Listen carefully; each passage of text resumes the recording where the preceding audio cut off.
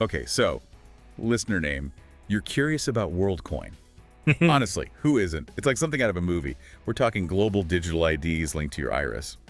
Wild, right? Yeah. But also kind of brilliant. Let's figure this out. What's fascinating here is the ambition. They're not just launching a cryptocurrency, they're trying to redefine how we prove we're human in an increasingly digital world. Whether they succeed is another question. It really does feel like we've jumped straight into a sci-fi novel. So, for those who haven't encountered this yet, can you break down what proof of personhood actually means in the context of Worldcoin? In the simplest terms, it's about verifying that you're a real, unique human being and not a bot or a fake account. And they're doing this through iris scanning, Iris scanning, using a device called the orb. the orb.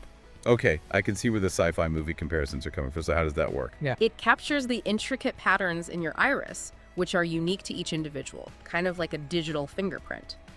This scan is then used to create your unique digital identity.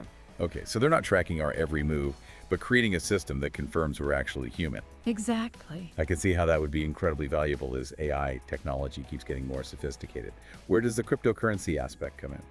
Right, so their own token, Worldcoin, or WLD, fuels the entire Worldcoin ecosystem. Okay. It's used for transactions, rewarding participants, and even potentially for a universal basic income, which we'll get into later. But what's particularly interesting is that Worldcoin isn't trying to be another volatile cryptocurrency like Bitcoin. How so? They've designed WLD with stability in mind. It has a fixed supply, they'll only ever create a set amount and a controlled inflation rate. Essentially, they've implemented mechanisms to try and minimize those wild price swings that we see with Bitcoin. So much to think about with Worldcoin. It's a compelling vision, building a global digital ID. But what about the potential downsides? Handing over biometric data like iris scans is a big deal.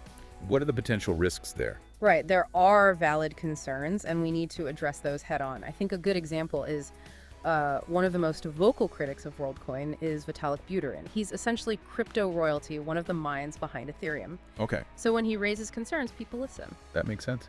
What are his primary concerns with Worldcoin? Well, data security is a big one, right? Hmm. Once your iris scan is taken, how is it stored? Is it encrypted and protected from potential hacks? Yeah, unlike a password, you can't exactly change your iris if it gets compromised. Exactly, and that leads us to another concern: exploitation. There are worries about informed consent, especially in economically disadvantaged communities. Are individuals fully understanding what they're agreeing to when they provide their iris scans in exchange for WLD tokens? So it's not just about the technology itself, but the ethical implications of how it's implemented and who it might impact most. Exactly. And then there's the, how do we say it, the big brother argument.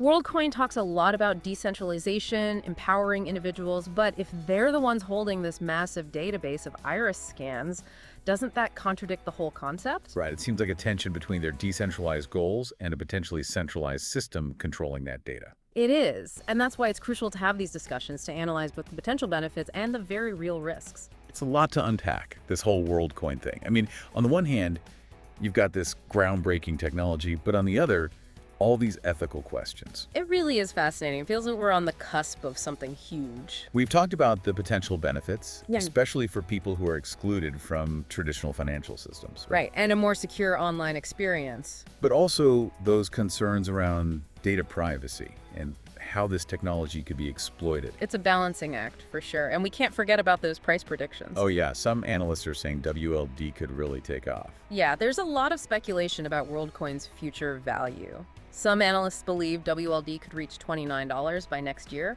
with some even suggesting it could hit $205 by 2030.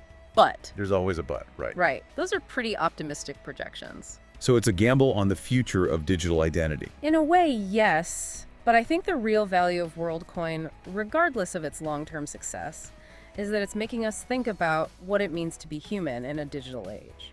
It's like Worldcoin is holding up a mirror. It's making us confront some really tough questions about technology and our values. Exactly. And those are questions we all need to be thinking about. Absolutely.